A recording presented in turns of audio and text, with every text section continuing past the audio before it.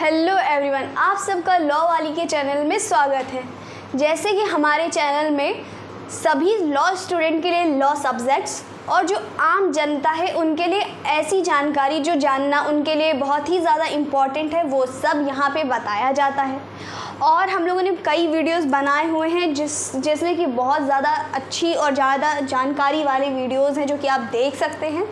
आज हम लोग जानेंगे आईपीसी और सीआरपीसी में क्या फ़र्क है, ये दोनों क्या हैं, कैसे हैं, इसके बारे में जानेंगे।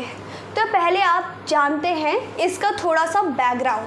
जैसे कि अगर आप सोचिए किसी चीज़ को क्यों बनाया जाता है, उसके पीछे उसका कोई ना कोई पर्पस होता है, कोई ना कोई उसका काम होता है, तभी वो चीज़ बनाई जाती है। ठीक है, तो अगर थोड़ा सा पीछे चले जाइए 1884 में जब ब्रिटिशर्स का राज था, तब क्या था, हमारे यहाँ कोई भी कोडिफाइड लॉज नहीं थे। सब राजा महाराजा अपना अपना राज्य जैसे अपने अपने हिसाब से चलाते थे। जब ईस्ट इंडिया कंपनी आई वहाँ तब भी कोडिफाइड नहीं थे। तो क्या हुआ, 1884 में एक लॉ कमीशन बनाई गई जिसके चेयरमैन मैकॉले जी थे और साथ में 4 मेंबर।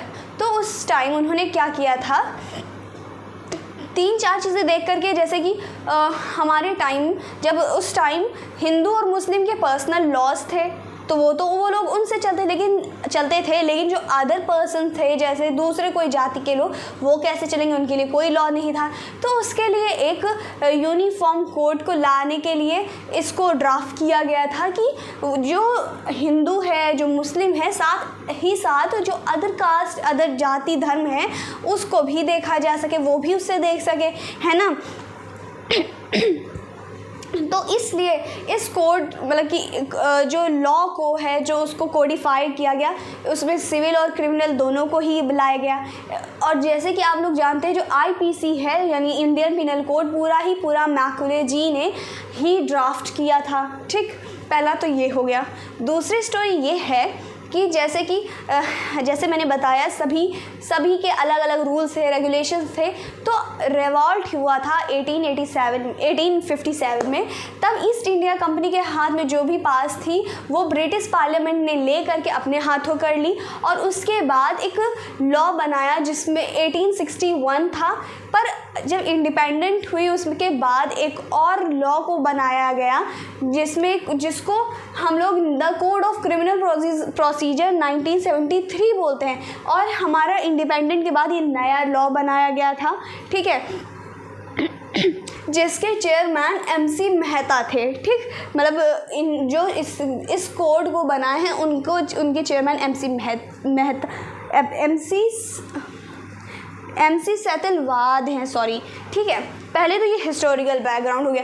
अब ये है क्या, ये जानिए। देखिए, पहली बात, आईपीसी यानी इसका full form Indian penal code है, जिसको हिंदी में हम भारतीय दंड संहिता कहते हैं।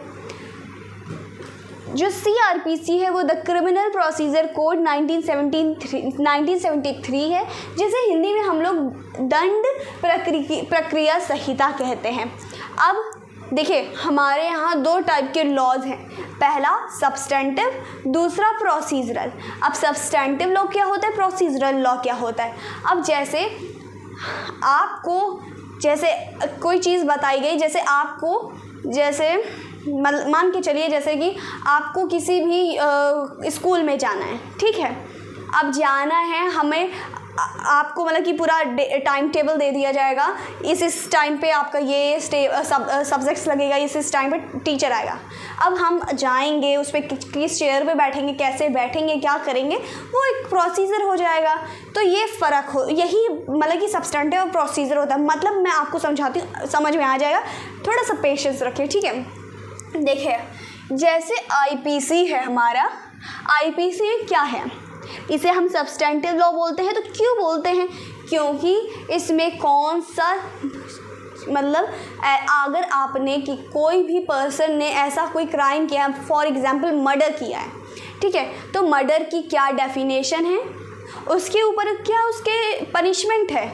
मतलब अगर आप लोगों ने आईपीसी नहीं भी पढ़ी है, अगर पढ़ी है तो उसमें अगर देखेंगे 300 उसमें मर्डर दिया हुआ है, मर्डर के साथ साथ उसके बाद में उसकी पनिशमेंट दी है। तो ये बताया है कि हाँ उसमें डेफिनेशन है, उसमें पनिशमेंट है। ठीक, पहली बात ये हुई।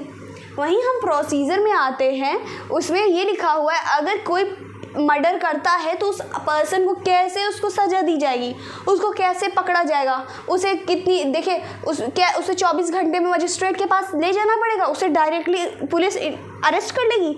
फ़र्क ये है, मतलब जैसे कि उसको मर्डर के लिए चार्ज कर दिया गया है तो उसे यहाँ तक ले जाने के लिए एक प्रोसीजर चाहिए, वो ये प्रोसीजर है। समझ में आया? जैसे यहाँ पे जो चीज़ लिखी है उसको कैसे फॉलो किया जाएगा वो प्रोसीजरल लॉ कहते हैं, यानी क्रिमिनल लॉ। देखिए इसमें लिखा हुआ है सब्सटेंटिव इम्प्लीमेंट लॉ। सब्सटेंटिव को इम्प्लीमेंट जो करता है वो हमारा प्रोसीजरल लॉ है। ठीक, अब देखिए अगर सीआरपीसी में होता है ना इन्वेस्टिगेशन कैसे होती है, कलेक्शन ऑफ एविडेंस कैसे होता है, ट्रायल कैसे होता है, प्रोसीडिंग सारी कैसे होता है, वो सब दिया हुआ है। आईपीसी में दिया हुआ है, मर्डर की डेफिनेशन दी है, रेप की डेफिनेशन दी है, और ना जाने किसकी डेफिनेशन 511 सेक्शंस है उसमें डिफाइन किया गया है हर एक ऑफेंस को। यही हमारा बेसिक डिफरेंस है आईपीसी और सीआरपीसी के अंदर।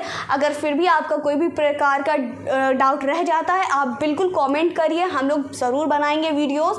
और भी कुछ जानना है तो आप ज़रूर कमेंट करें, क्योंकि हमसे बच्चों ने पूछा था कि मैम आईपीसी और सीआरपीसी में डिफरेंस क्या है वो बताइए, इसलिए हम लोगों ने स्पेशली ये वीडियो बनाया है। तो आप लोग भी पूछ सकते हैं, हम लोग ज़रूर वो वीडियो बनाएंगे। Thank you. कैसा लगा कमेंट ज़रूर करें।